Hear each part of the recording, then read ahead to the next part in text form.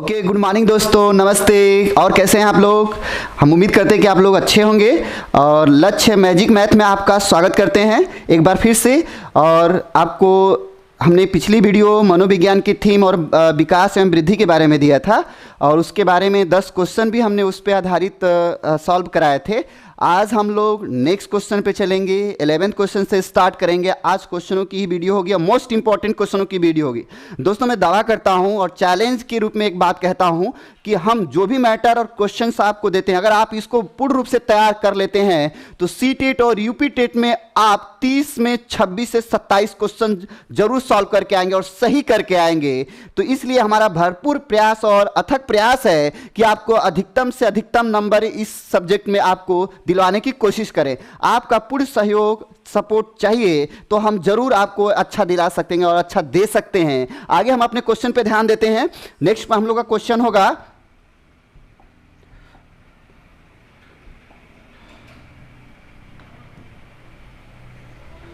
Question है निचली कक्षाओं में शिक्षण खेल पद्धति मूल रूप से आधारित है। तो शिक्षण खेल पद्धति का तात्पर्य क्यों हम प्रयोग करते हैं? तो बच्चा जब 1 से 5 में होता है, जैसे 1 से 5 क्लास में होता, कक्षा में होता है, तो यहाँ पे हम बच्चे के मानसिक विकास, बच्चे के मानसिक क्षमता और मानसिक विकास के लिए हम क्या करते हैं कि उसको हम लोग खेल के द्वारा सिखाते हैं। तो आपको बता दें कि खेल पद्धति अर्थात खेल पद्धति का सर्वप्रथम किसने वो किया था, शुरुआत किया था? तो आपको बता दें कि कार्लवेल कुक ने किया था। इसके बाद खेल पद्धति को लागू करने की बात बहुत से मनोवैज्ञानिकों ने कहा है। ठीक है, तो इस तरह से हम आगे अपना चलते हैं, क्वेश्चन पे चलते हैं, अब बाकी की बात करते हैं। तो यहाँ पे दिया है खेल पद्धति। तो खेल पद्धति से हमने बोला कि विकास, तो खेल पद्धति से विकास और वृद्धि की क्षमता को बढ़ाने के लिए, विकास और वृद्धि को बढ़ाने के लिए खेल पद्धति लागू किया जाता है। और खेल पद्धति का मूल बेस किसके लिए होता है? तो मानसिक क्षमता को विकास में लाने के लिए। तो यहाँ पे दिया है शारीरिक शिक्षा, यह भी नहीं होगा हमारा, जबकि विकास की बात मैंने कहा है। शिक्षण पद्धतियों के सिद्धांतों पर यह भी नहीं होगा। फिर दिया है विकास एवं वृद्धि के मनोवैज्ञानिक सिद्धांतों पर। तो जी हाँ, जो ये खेल पद्धति है मनोवैज्ञानिक सिद्धांतों पर आधारित होती है। और किसके लिए होती है? तो विकास एवं वृद्धि के लिए होती है। हमारा आंसर ये सी आपका क्या होगा? सही होगा। नेक्स्ट हम लोग देखते हैं क्वेश्चन,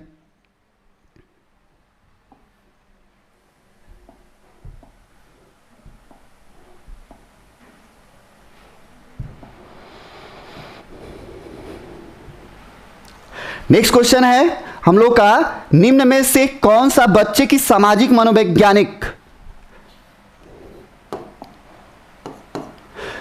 मनोवैज्ञानिक आवश्यकताओं के साथ संबद्ध नहीं है? संबद्ध नहीं है का मतलब जुड़ा नहीं है। तो इस पे हम लोग ध्यान देते हैं। करा संबद्ध नहीं है तो जानते हैं, करा सामाजिक अनुमोदन अथवा सराहना की आवश्यकता। तो यहां पे सामाजिक शब्द आया, तो ये हमारा सबसे पहले ये हम देख रहे हैं कि इसमें क्वेश्चन में क्या लगाया हुआ है? नहीं लगाया हुआ है।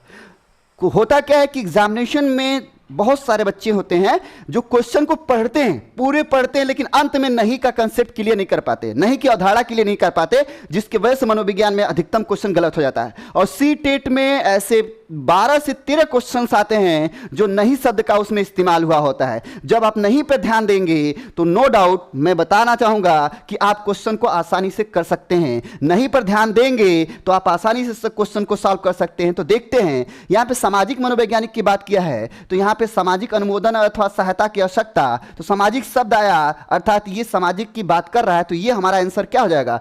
सही होगा, ये ऑप्शन सही होगा। फिर दिया संवेगात्मक सुरक्षा की आवश्यकता। तो जब बच्चा सामाजिक अनुमोदन करता है तो उस वहां पे भूख प्यास निद्रा जैसी चीजें उसके सामने भोजन आती है, तो ये उसकी मूलभूत आवश्यकता आती है, तो वहां पे संवेगात्मक होगा, ये भी इससे जुड़ा है। ये भी ऑप्शन हमारा क्या होगा? सही होगा। आगे चलते हैं, दिया सानिध्य संगति की आवश्यकता। सानिध्य संगति का मतलब यह होता है कि बच्चा किसी के मार्गदर्शन में है, किसी के आरक्षण में है, कि संरक्षण में है। वाइगोस्की ने कहा था कि बच्चा जब किसी दूसरे के मार्गदर्शन में कोई चीज़ें सीखता है तो सामाजिक पहलुओं को सीखता है। तो वाइगोस्की के बारे में हम जब पढ़ेंगे तो उसका डिस्क्रिप्शन करेंगे। तो यहाँ पे ये आपका ये भी सही है। नहीं की बात किया है तो कर शरीर से अपशिष्ट पदार्थों की नियमित रूप से बाहर निकलना, जबकि ये शारीरिक कार्य है और यहाँ पे सामाजिक मनोवैज्ञानिक का बात कर रहा है। तो यही हमारा आंसर क्या हो जाएगा, सही हो जाएगा। नहीं दिया है इसलिए ये आंसर आपका सी सही होगा। बाकी ये सभी इससे जुड़े हुए हैं, तो इस तरह से हमारा सी, इस क्वेश्चन का सी सही होगा। अगर यहाँ पे नहीं दिया होता तो ये आपका, अगर नहीं देता तो ये सभी हमारे आंसर क्या हो जाते, सही होते, और ये गलत होता। तो इस तरह से ये आंसर नहीं की बात कर रहा है, तो यहाँ पे आंसर हमारा सी होगा। आगे चलते हैं, देखते हैं।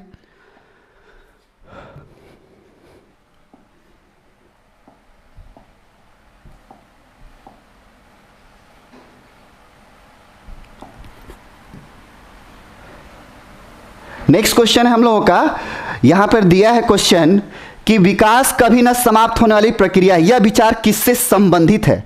अंतर संबंध के सिद्धांत थे, निरंतरता के सिद्धांत थे, और एकीकरण का सिद्धांत से अंतःक्रिया के सिद्धांत थे। तो हम आपको बतलाना चाहेंगे, हमने पढ़ा है कि विकास कभी न रुकने वाली प्रक्रिया है, निरंतर ये चलती है, चाहे तेज गति से चले चाहे धीमी गति से, निरंतर ये चल रही होती है, जिसके वजह से ये आपका आंसर क्या होगा, निरंतर चलने का मतलब कि निरंतरता का सिद्धांत के अंतर्गत आएगा। हमारा आंसर क्या हो जाएगा, निरंतरता का सिद्धांत हो जाएगा।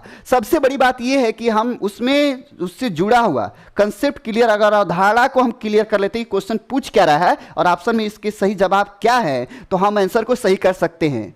नेक्स्ट हम लोग देखते हैं क्वेश्चन,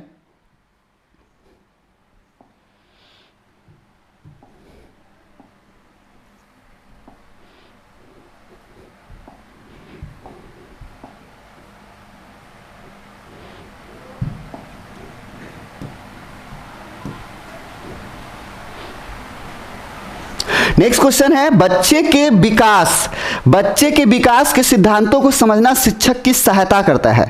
तो बच्चे के विकास को समझना शिक्षक की सहायता का मतलब यह है कि बच्चे के जो क्रिया प्रतिक्रिया होती है, बच्चे के एक्टिविटीज, व्यवहार और उसके कार्य करने की शैली, जीवन शैली के बारे में अगर अध्यापक समझ लेता है तो उसकी जो समस्याएं होती हैं, अध्यापक उसकी समस्याओं को ध्यान में रखते हुए उसको अधिगम कराने का प्रयास करता है।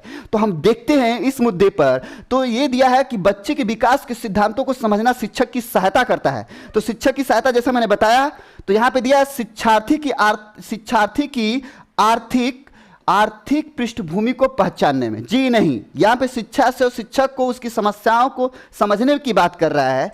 दिया है यहां पे शिक्षार्थियों को क्या पढ़ाना चाहिए, इस औचित्य सीमित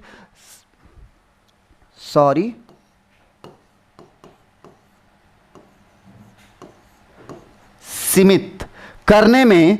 फिर दिया है यहां पर शिक्षार्थियों की भिन्न अधिगम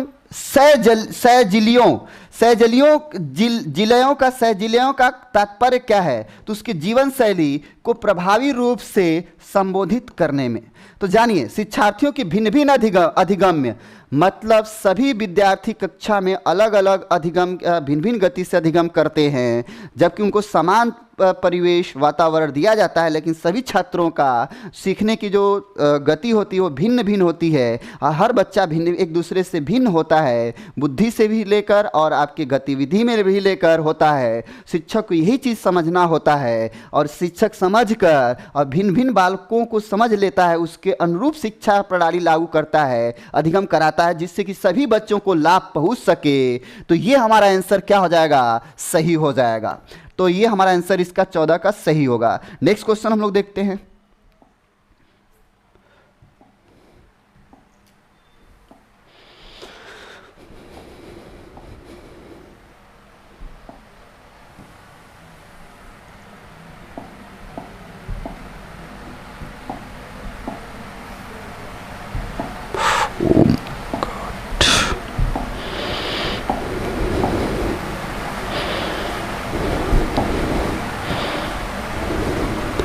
नेक्स्ट क्वेश्चन होगा, मानव विकास कुछ विशेष सिद्धांतों पर आधारित है, निम्नलिखित में से कौन सा मानव विकास का सिद्धांत नहीं है? जानिए, हम लोगों ने पढ़ा है क्रम का सिद्धांत, अनुक्रमिकता का सिद्धांत, मतलब क्रम से विकास होता है। सामान्य से विशिष्ट का सिद्धांत ये भी पढ़े हैं कि बच्चे में पहले सामान्य प्रतिक्रिया का विकास होता है, उसके बाद वो बच्चा उससे भी ऊपर जाता है और विशिष्टता की ओर जाता है। और निरंतरता का सिद्धांत, तो हम ये 3 सिद्धांत पढ़ें तो जाहिर सी बात है कि ये सिद्धांत प्रतिवर्ती का सिद्धांत नहीं होगा, अर्थात यहाँ पे नहीं की बात किया है। आंसर हमारा क्या हो जाएगा? सी हो जाएगा। नेक्स्ट क्वेश्चन देखते हैं।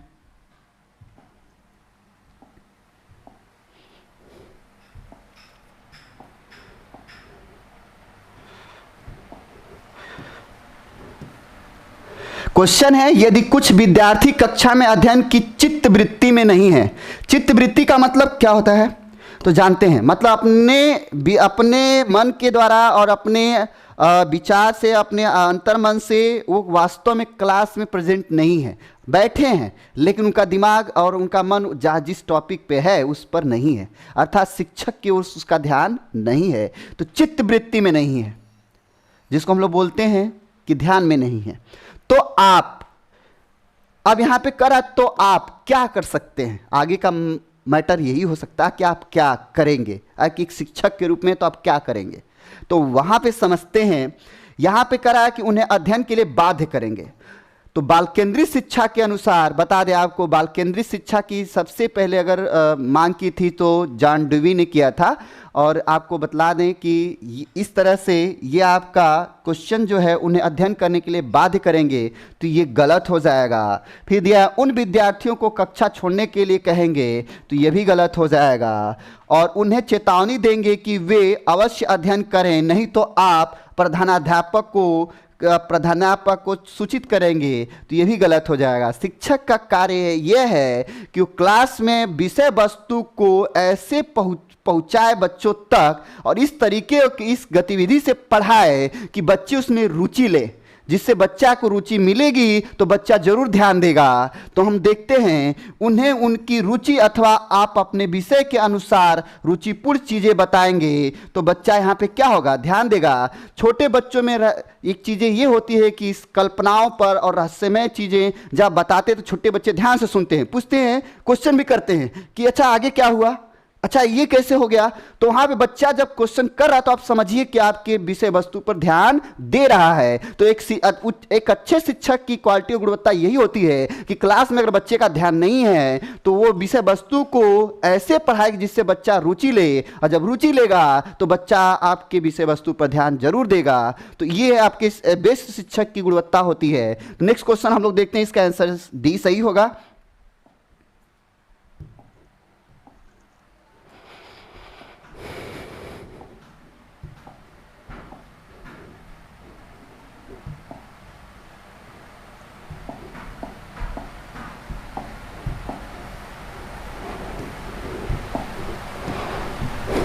क्वेश्चन है, प्राथमिक शिक्षक के लिए बाल मनोविज्ञान का ज्ञान आवश्यक है क्योंकि, तो यहां पे बात समझते हैं क्योंकि, तो यहाँ पे दिया यह बच्चों को अनुशासित बनाने में सहायता करता है। जी नहीं, हम शुरुआत में ही पढ़ें कि बाल मनोविज्ञान के अंतर्गत हम बालक के जीवन में और पढ़ाई लिखाई या अध्ययन के अंदर उसकी जो समस्याएं आती हैं, अध्ययन करते समय उसके विकास में वृद्धि में जो समस्याएं आती हैं उसका अध्ययन करके और हम बाल मनोविज्ञान के द्वारा उसको बेस्ट सजेशन और बेस्ट रिस्पॉन्स और बेस्ट सॉल्यूशन देते हैं, उस समस्या का समाधान करते हैं। तो बाल मनोविज्ञान ये है आपका। तो ज्ञान क्यों आवश्यक है? तो ये बच्चों को अनुशासित करने के लिए ये नहीं होगा, परीक्षा परिणाम में उन्नति के लिए भी नहीं होगा, यह बच्चों को अभिप्रेरित करने के लिए सुविधाजनक तरीका बन जाता है, ये भी गलत है। यह बच्चों के व्यवहार, जी हाँ, मनोविज्ञान किसको, वर्तमान की जो डिफिनीशन है मनोविज्ञान की कि मनोविज्ञान व्यवहार का अध्ययन करता है, तो हम बच्चों के व्यवहार का अध्ययन और समझने के लिए सहायता करता है शिक्षक को।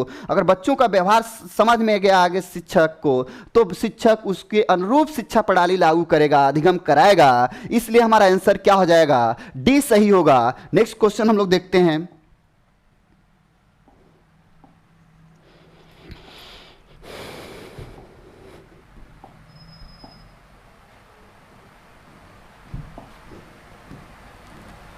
देखिए नेक्स्ट क्वेश्चन है, कह रहा है कि शिक्षक को ज्ञान होना चाहिए।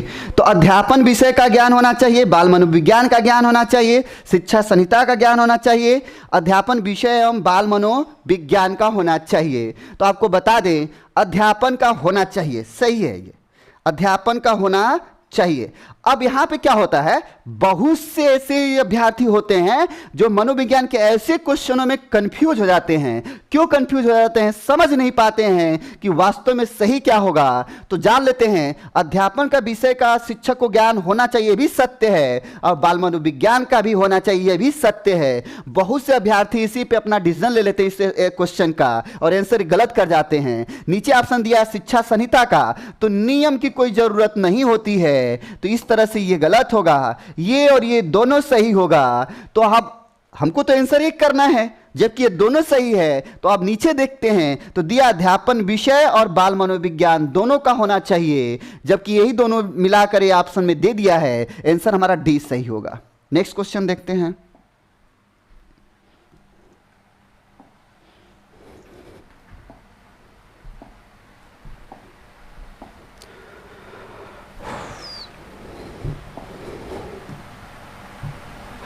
दिया है क्वेश्चन, निम्न में से कौन सा रुचि के बारे में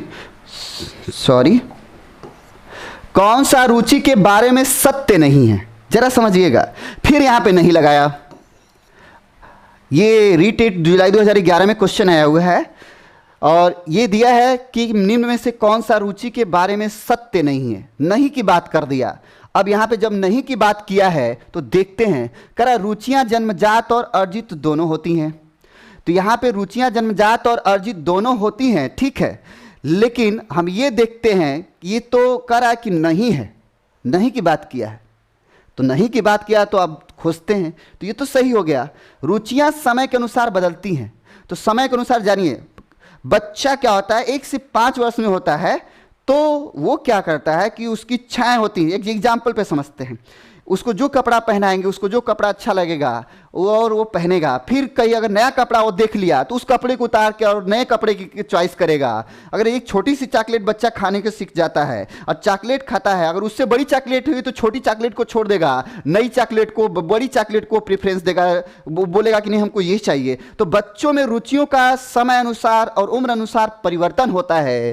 तो ये क्या है, रुचियां समय के अनुसार बदलती है, तो ये सत्य होगा। रुचियां योग्यताओं एवं अभिक्षमताओं से संबंधित नहीं होती हैं, तो ये सत्य है कि रुचियां योग्यताओं और अभिक्षमताओं से संबंधित नहीं होती। अब क्वेश्चन यहां पे नहीं दिया है रुचि के बारे में, तो ये आंसर हमारा कह रहा है, ये वाला आपका आंसर सही होगा। कह रहा रुचियां व्यवहार में आकर्षण और विकर्षण का प्रतिबिंब नहीं है। तो यहाँ पे अगर दोस्तों नहीं नहीं होता तो ये सही होता, जबकि यहाँ पे नहीं पूछा है और यहाँ पे नहीं लगाया है। उचित आंसर हमारा ये होगा। जबकि आपको बता दें कि रुचियाँ व्यवहार में आकर्षण उत्पन्न करती है और विकर्षण भी उत्पन्न करती है, लेकिन यहाँ पे नहीं लगा दिया, जिसके वजह से ये आंसर आपका क्या हो गया, सही हो गया। अर्थात यही आंसर इसका सही होगा, 19 का डी सही होगा। नेक्स्ट क्वेश्चन हम लोग देखते हैं।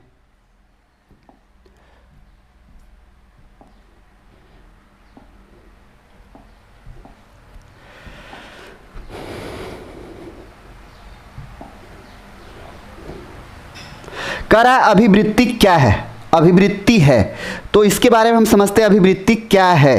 तो जान लीजिए, अभिवृत्ति का मतलब ये होता है कि आपकी पसंद और नापसंद पर निर्भर करता है। अभिवृत्ति का मतलब होता है आपके व्यवहार में जो कुछ चीज़ें शामिल होती हैं अनुभव के आधार पर, जो कि आप अनुभव आपको हो जाता है तो उसके बारे में हाँ या ना में अपना विचार विमर्श और विचार करते हैं, विचार प्रस्तुत करते हैं और बताते हैं, हाँ या ना में जवाब देते हैं।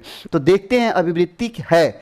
तो दिया है एक भावात्मक प्रवृत्ति है जो अनुभव के द्वारा संगठित होकर किसी मनोवैज्ञानिक वस्तु के प्रति पसंदगी या नापसंदगी के रूप में प्रतिक्रिया करती है। नेक्स्ट देखते हैं, एक ऐसी विशेषता जो व्यक्ति की योग्यता का परिचय जिससे किसी प्रदत्त क्षेत्र में विशिष्ट प्रशिक्षण ज्ञान एवं कौशल से सीखा जा सकता है। तो दोस्तों ये तो कौशल की बात हो गई, लेकिन यहाँ पे अभिवृत्ति अर्थात आदत और व्यवहार की और विचार की बात हो गई। फिर दिया व्यक्ति की बीजभूत क्षमता की विशिष्ट प्रकार की होती है, यह भी नहीं होगा, उपरोक्त में से कोई नहीं। तो देखते हैं, हमने बताया कि पसंदगी और नहीं पसंद होने का बात करता है अनुभव के आधार पर, तो हमारा आंसर क्या हो जाएगा, ए होगा, क्योंकि यहाँ पे वस्तु के प्रति पसंद या नापसंद की बात करता है, जो कि उसके अनुभव के आधार पर उसके आदत में शामिल होता है व्यवहार में, तो इस तरह से यह अभिवृत्ति का सही उचित ऑप्शन और आंसर ये ही होगा। नेक्स्ट हम लोग क्वेश्चन देखते हैं।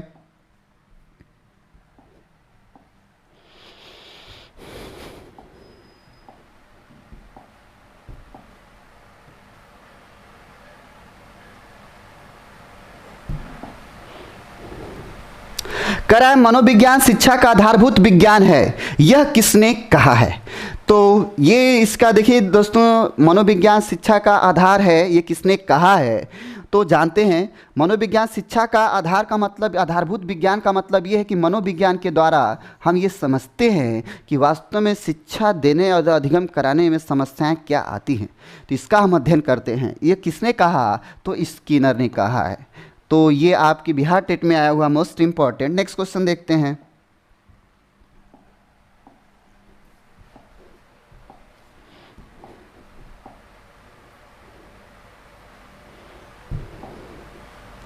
दिया आधुनिक मनोविज्ञान का अर्थ है। आधुनिक मनोविज्ञान का अर्थ का तात्पर्य क्या है भाई? तो देखते हैं इसमें आधुनिक मनोविज्ञान का अर्थ क्या है। तो हम लोगों ने समझा है, तो मन का अध्ययन, तो आपको बता दें कि ये आपके द्वितीय चरण में आता है, जिसको हम लोग बोलते हैं मध्य युग में आता है ये। और इसको किसने कहा? तो लिबनीज ने कहा, लिबनीज और हॉब्स ने कहा, और इसके बाद कांते ने कहा, कांते भी आए, पंपालॉजी आए। तो इस तरह से मन का अध्ययन ये कहा। आत्मा का अध्ययन किसने कहा? तो आपके प्लेटो ने कहा, और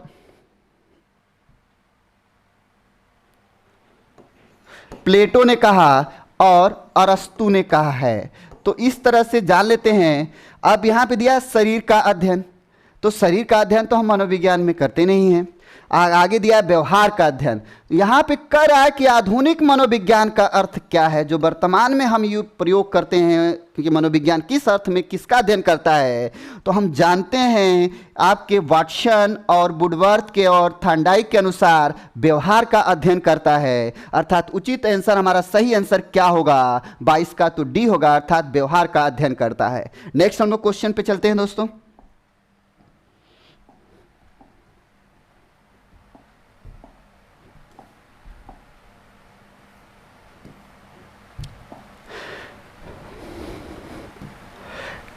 आपका नेक्स्ट क्वेश्चन होगा, शिक्षा मनोविज्ञान का संबंध किससे नहीं है? शिक्षा मनोविज्ञान का संबंध किससे नहीं है, तो इसके बारे में हम समझते हैं। कह रहा है कि मानव व्यवहार का अध्ययन, ठीक है, मानव व्यवहार का अध्ययन करता है भाई। अभी हम पिछले क्वेश्चन पूछे, मानसिक क्रियाओं का भी अध्ययन करता है भाई, सीखने के तरीकों का भी अध्ययन करता है। जब 3 का अध्ययन करता है तो जाहिर सी बात है कि हमारा आंसर क्या हो जाएगा? ये होगा। यहाँ पे नहीं है कि बात करता है, तो संचार माध्यमों का अध्ययन मनोविज्ञान में नहीं होता है। नेक्स्ट क्वेश्चन हम लोग देखते हैं।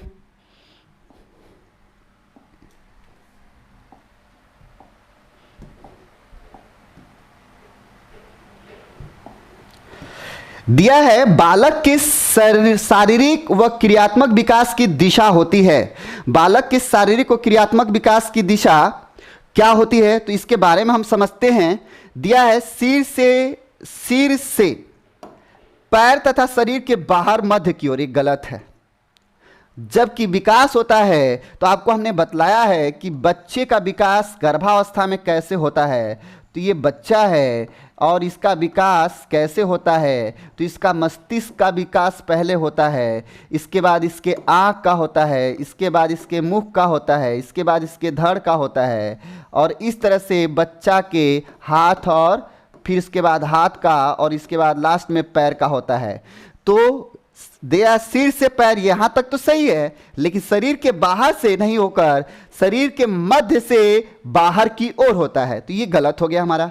अब नेक्स्ट है सिर से पैर तथा शरीर के मध्य से बाहर होकर, तो यही हमारा आंसर सही होगा, और इसी को हम सही मानते हैं और इसी को सही करते हैं। और ये सी टेट जुलाई 2011 में CG टेट में आया हुआ, छत्तीसगढ़ आपके टेट में आया हुआ है। मोस्ट इंपॉर्टेंट ये क्वेश्चन, मोस्ट इंपॉर्टेंट है। नेक्स्ट हम लोग क्वेश्चन पे ध्यान देते हैं।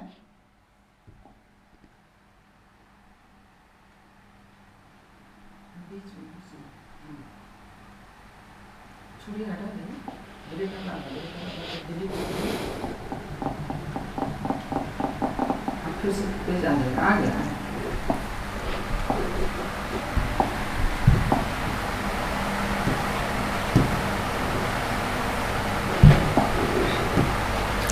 नेक्स्ट क्वेश्चन है, बच्चे के विकास के शीर्षस्थ सिद्धांत के अनुसार निम्न में से सत्य कथन है।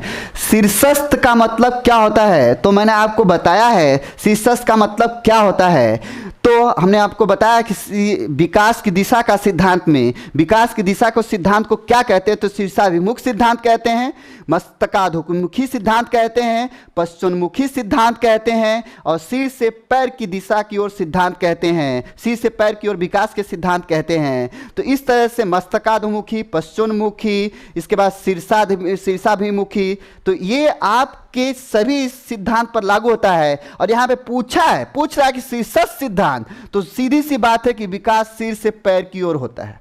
यही हमारा आंसर सही होगा, ये हमारा आंसर यही सही होगा। तो हम आगे बढ़ने की हमें कोई ज़रूरत ही नहीं है। नेक्स्ट क्वेश्चन हम लोग देखते हैं।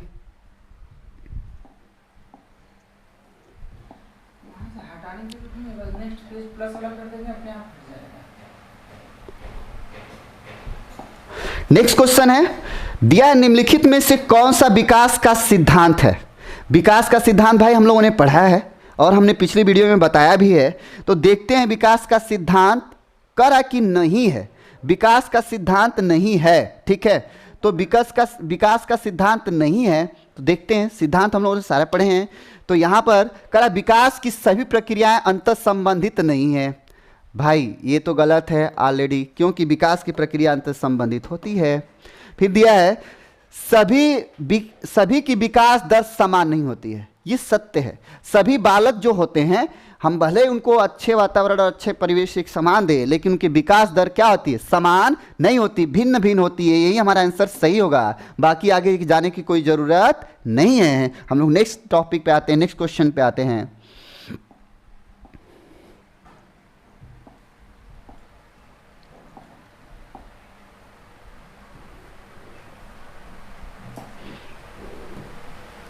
नेक्स्ट क्वेश्चन आपका होगा, संकल्पनाओं की व्यवस्थित प्रस्तुति विकास के निम्नलिखित किन सिद्धांतों के साथ संबंधित हो सकती है। तो किन सिद्धांतों के साथ संबंधित हो सकती है, इसको हम लोग देखते हैं। तो कह रहा है कि विकास के परिणाम स्वरूप वृद्धि होती है। नहीं, वृद्धि अलग होती है, आपका विकास अलग होता है। भले दोनों एक साथ होते हैं। क्या विकास विषम जातीयता स्वायत्तता की ओर अग्रसर होता है, यह भी गलत है। विद्यार्थी भिन्न दरों पर विकसित होते हैं, यह भी गलत। करा विकास सापेक्ष रूप से क्रमिक होता है, क्या होगा, सत्य है। मतलब विकास का एक क्रम होता है, विकास का एक क्रम होता है जिसके द्वारा विकास क्रम वाइज होता है। यही हमारा आंसर सही होगा। नेक्स्ट क्वेश्चन देखते हैं।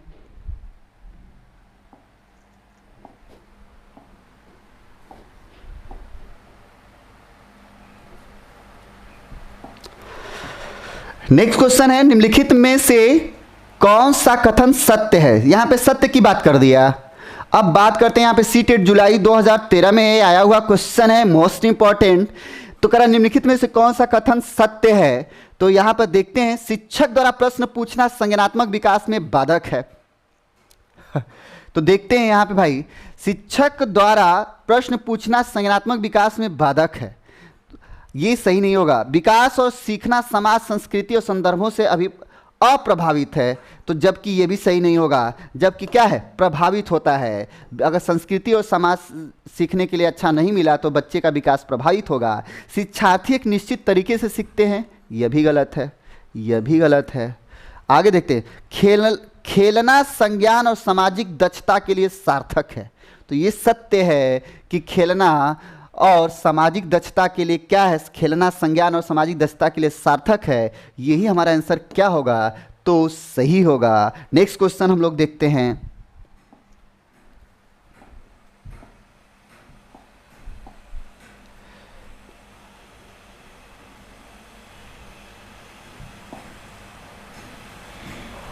नेक्स्ट क्वेश्चन होगा आपका, एक आदर्श अध्यापक में पाया जाने वाला गुण है। ठीक है। तो दोस्तों आपको बता दें, शिक्षा लोकतांत्रिक है और जो शिक्षक होता है सभी को एक समान शिक्षा देता है।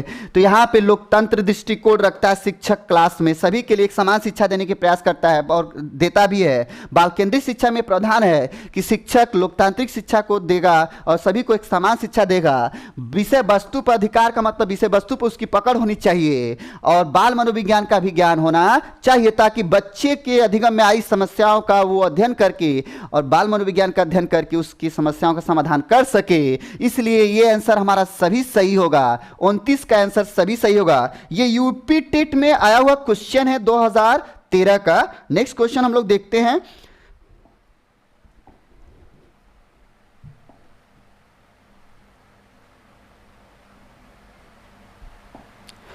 दिया है एक अध्यापक या अध्यापिका ने पाया कि एक विद्यार्थी वर्ग बनाने में कठिनाई अनुभव किया। देखिए ध्यान से क्वेश्चन समझिएगा। वर्ग बनाने में उसको कठिनाई अनुभव कर रहा है। मतलब वर्ग बनाने का मतलब समझ जाइए आप, ठीक है। हम मान लेते हैं कि गोला बनाने में भी उसको कठिनाई आती होगी, हम मान लेते हैं कि इस तरह से बनाए त्रिभुज बनाने में भी कठिनाई आती होगी, ठीक है। तो यहाँ पे समझते हैं, करा अनुभव करेगा उसने निम्नलिखित में, फिर उसके बाद करा उसने अनुमान लगाया कि हीरे डायमंड का चित्र बनाने में भी कठिनाई अनुभव करेगा। तो उसने निम्नलिखित में से किस सिद्धांत पर आधारित होकर यह अनुमान लगाया। तो दोस्तों आपको बता दें कि ये क्वेश्चन को आप पूरा अगर पढ़ते हैं तो आप इसका आंसर स्पष्ट रूप से कर लेंगे। देखिए विकास उस बच्चे में क्रम से नहीं है, क्योंकि विकास अगर जिस बच्चे में क्रम से हुआ होगा, व्यवस्थित रूप से हुआ होगा, तो वो जरूर उसकी क्षमता होगी कि वो अनुभव के आधार पर कुछ चीज़ों को पहचान सके और बना सके। तो इसमें क्रम, विकास के क्रम सिद्धांत का लागू होता है। तो यहाँ दिया विकास निरंतरी होता है, गलत होगा। अलग अलग लोगों के लिए विकास की प्रतिक्रिया अलग अलग होती है। और यहाँ पे दिया है विकास एक व्यवस्थित क्रम में होने की प्रवृत्ति से संबंध है। यही हमारा आंसर सही होगा, जैसा कि मैंने आपको बताया। तो ये आपका आंसर होगा। नेक्स्ट क्वेश्चन हम लोग देखते हैं।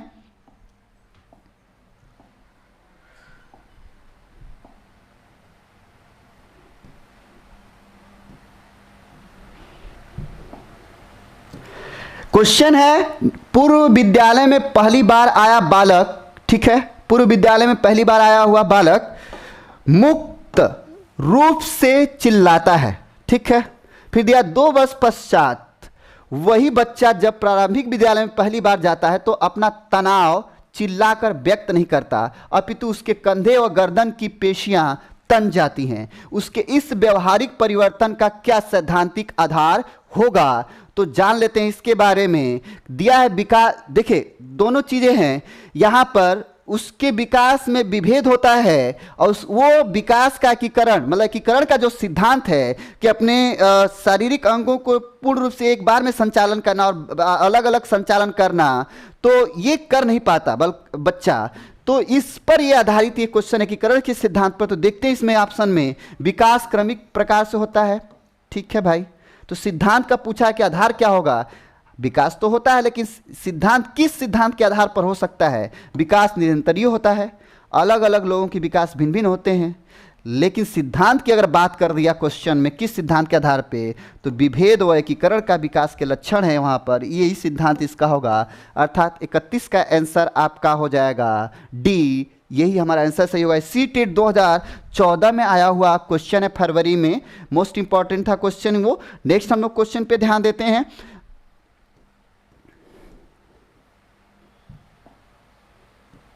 दिया है क्वेश्चन, बाल मनोविज्ञान के अनुसार शिक्षा के क्षेत्र में मनुष्य का स्थान है, ठीक है।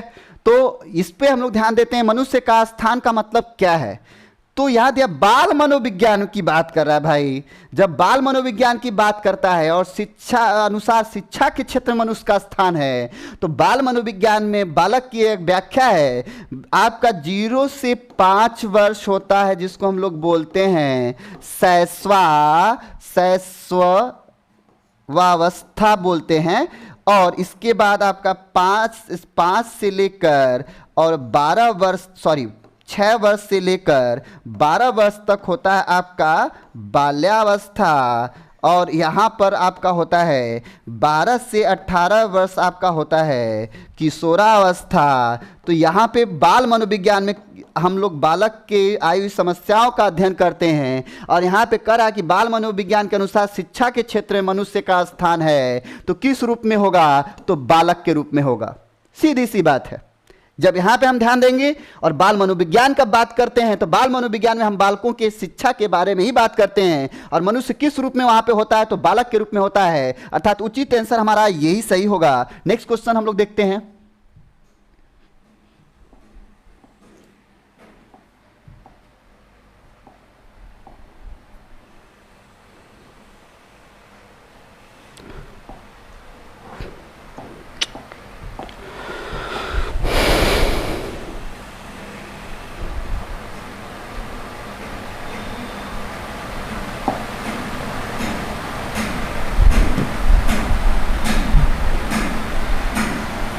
तीन क्वेश्चन पीछे जाना है।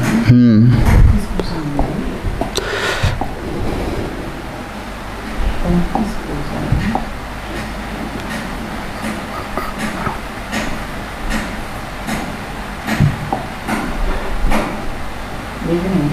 नेक्स्ट क्वेश्चन होगा दोस्तों हम लोग का, इनमें से कौन सा बाल विकास का एक सिद्धांत है। यहाँ पे बाल विकास के एक सिद्धांत का पूछता है, तो पूछ रहा है कि इनमें से कौन सा बाल विकास का एक सिद्धांत है। दिया विकास परिपक्वन तथा अनुभव के बीच अन्योन्य क्रिया की वजह से घटित होता है। ठीक है, इसमें देखते हैं, दिया विकास प्रत्येक बच्चे की गति का सही ढंग से अनुमान लगा सकता है, तो ये हमारा आंसर क्या हो जाएगा, नहीं होगा। फिर दिया अनुभव विकास का एकमात्र निर्धारक है, भी गलत। विकास प्रबंधन तथा दंड के द्वारा सुनिश्चित किया जाता है, ये भी गलत। तो जब ये तीन गलत हो गए तो हमारा आंसर क्या हो सकता है, तो विकास परिपक्वन मतलब विकास परिपक्वता तक पहुंचता है, अनुभव के बीच अनुक्रिया की वजह से घटित होता है, तो विकास में अनुभव भी शामिल है, तो इसलिए हमारा उत्तर क्या हो जाएगा, ए सही होगा। नेक्स्ट क्वेश्चन हम लोग चलते हैं दोस्तों।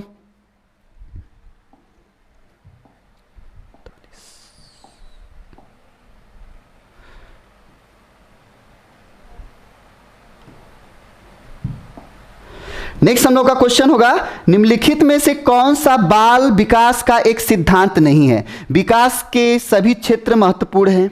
दिया सभी विकास के परिपक्वन तथा अनुभव की अंतःक्रिया का परिणाम होते हैं। सभी विकास तथा अधिगम एक समान गति से आगे बढ़ते हैं। सभी विकास एक क्रम का पालन करते हैं। तो आपको बता दे, कह रहा है कि विकास का सिद्धांत नहीं है, तो सभी विकास तथा अधिगम एक समान गति से आगे बढ़ते हैं, जबकि यही हमारा क्या है आपका, तो ये गलत हो जाएगा आपका, क्योंकि विकास तथा अधिगम एक समान गति से आगे नहीं बढ़ते हैं। नेक्स्ट क्वेश्चन हम लोग देखते हैं।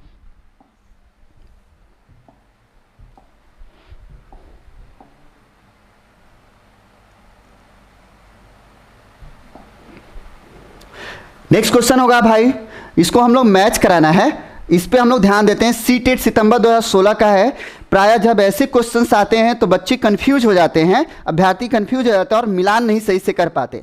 तो हम ऐसे क्वेश्चनों पे ये जरूर ध्यान दें कि हम कम से कम 2 पॉइंट के मैचिंग अगर सही से करा लेते हैं, तो आपको अगर क्वेश्चन नहीं आ रहा है तभी आप आसानी से उसको सॉल्व कर सकते हैं। तो इस पर हमको ध्यान देना होगा, और हम इस पर ध्यान देते हैं कि ये क्वेश्चन कैसे सही हम कर सकते हैं। तो दिया है समीप दूराभिमुख सिद्धांत। समीप दूराभिमुख सिद्धांत का मतलब क्या है भाई, तो यहां पर अब हम देखते हैं समीप दूराभिमुख सिद्धांत क्या है।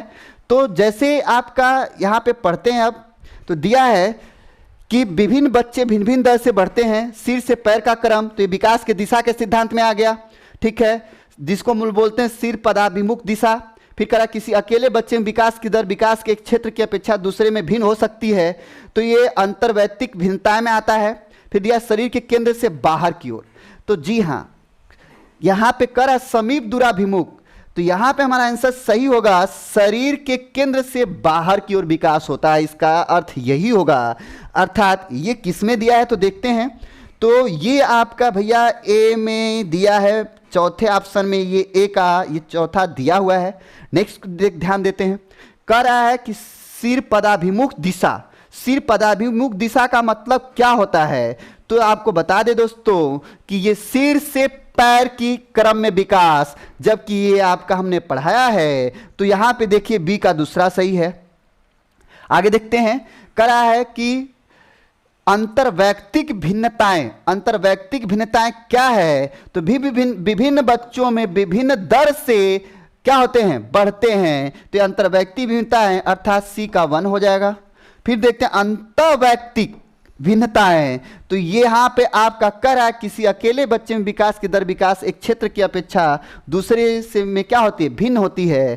तो ये हमारा ये आंसर सही होगा, अर्थात आपका क्वेश्चन का आंसर क्या सही होगा? तो 35 का डी सही होगा। दोस्तों आपको बता दें, जब भी ऐसे क्वेश्चन आएँ तो आप पहले इधर वाले साइड का, ए साइड का आप पहले अर्थ क्लियर करिए कि कहना क्या चाहता है। उस अर्थ के अनुसार आप इसमें खोजिए कि इसकी परिभाषा क्या है, तब आप आसानी से मैच करा लेंगे और इस तरह से इसको सॉल्व कर सकते हैं। नेक्स्ट हम लोग का क्वेश्चन होगा भाई,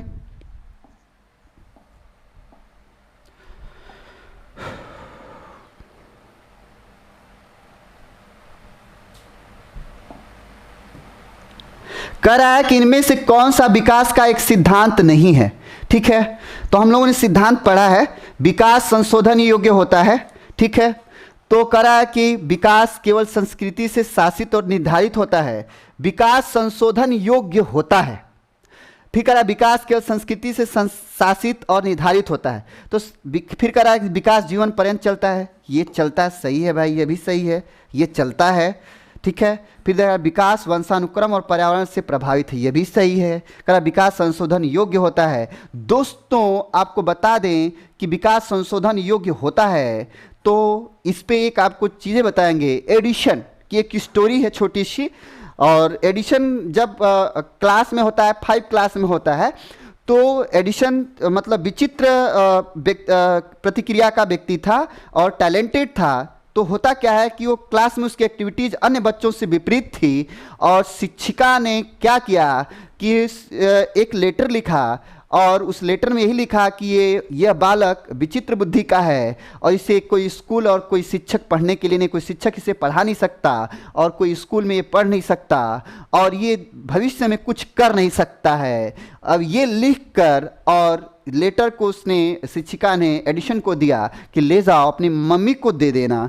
एडिशन घर आता है और उसके बाद वो लेटर अपने माँ को देता है। माँ उसकी पढ़ती है और रोने लगती है। फिर एडिशन पूछता है कि माँ इसमें ऐसा क्या चीज़ था कि जो तुम हमको बताई नहीं और रोने लगी? तो माँ कहती है कि बेटा इसमें यही लिखा है कि तुम बेहद चतुर और चालाक और बहुत तेज बुद्धि के हो, आगे चल के तुम बहुत अच्छा कार्य करोगे। एडिशन खुश होता है। ठीक है, अब वो लेटर पढ़कर माँ अपने एडिशन को घर पे ही उसको उचित वातावरण, उचित पालन पोषण, उचित शिक्षा देती है। और बता दें कि एडिशन 21वें वर्ष में, अपने 22 वर्ष में लाइट का आविष्कार करता है दोस्तों, जो दुनिया को लाइट दिया, प्रकाश दिया। और उसकी माँ कुछ समय बाद डेथ कर जाती है। उसकी माँ जब डेथ करती है तो एडिशन अलमारी साफ कर रहा होता अपने घर में, तो एडिशन वो पत्र पा जाता है और एडिशन देखता है उस पर लिखा है कि ये बच्चा की बुद्धि नहीं है, विचित्र बुद्धि का, इसे कोई शिक्षक पढ़ा नहीं सकता, कोई विद्यालय पढ़ा नहीं सकता, बच्चा भविष्य में कुछ नहीं कर सकता। तो एडिशन लिखता है उस लेटर पे नीचे कि हे शिक्षिका, तुम्हारी इसी वक्तव्य ने एडिशन को दुनिया का महानायक बना दिया। तो दोस्तों विकास की बात करते हैं, विकास संशोधन योग्य होता है, विकास संशोधन योग्य होता है। हम वाटसन की अगर बात कहते हैं कि बच्चा पैदा करके दे दो, हम वातावरण के अनुसार उसको जैसा चाहे वैसा बना सकते हैं, तो जरूर विकास संशोधन योग्य हो सकता है। तो ये भी हमारा सही होगा। यहाँ पे कह रहा कि सिद्धांत नहीं है, कौन इसमें से कौन सा विकास का सिद्धांत नहीं है? तो विकास केवल संस्कृति शासित और निर्धारित होता है, यही सिद्धांत नहीं है। अच्छा, आंसर हमारा क्या हो जाएगा? इसका आंसर 36 का बी होगा। नेक्स्ट क्वेश्चन पे हम लोग ध्यान देते हैं।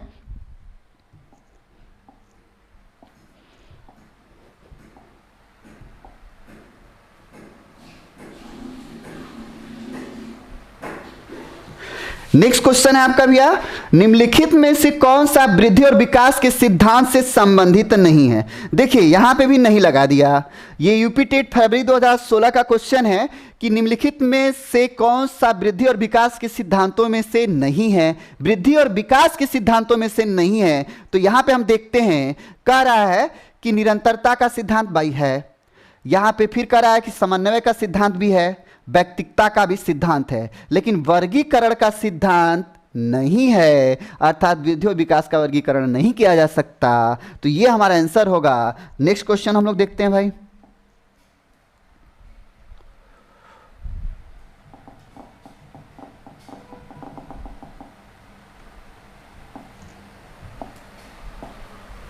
ज़्यादा क्वेश्चन आपका है लास्ट है।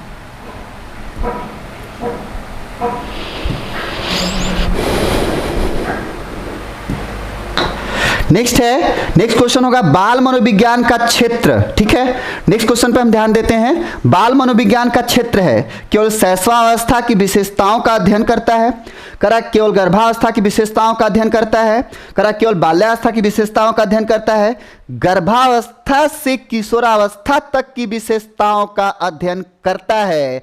तो जान लीजिए कि यही हमारा आंसर क्या होगा, सत्य होगा। अर्थात जो आपका दिया है कि बाल मनोविज्ञान आपके गर्भावस्था से किशोरावस्था तक की विशेषताओं का अध्ययन करता है, यही हमारा सत्य होगा, जैसा कि हम पढ़ेंगे आगे। नेक्स्ट क्वेश्चन हम लोग देखते हैं।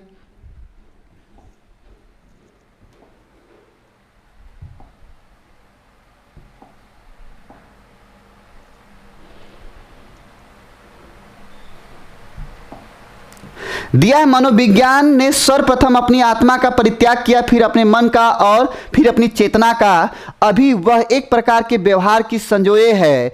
तो ये कह रहा है कि किसने कहा है, तो किसने कहा है भाई, तो इसमें सीधी सी बात है, एक लाइन की बात, वुडवर्थ ने ये कमेंट किया है। तो नेक्स्ट क्वेश्चन हम लोग देखते हैं।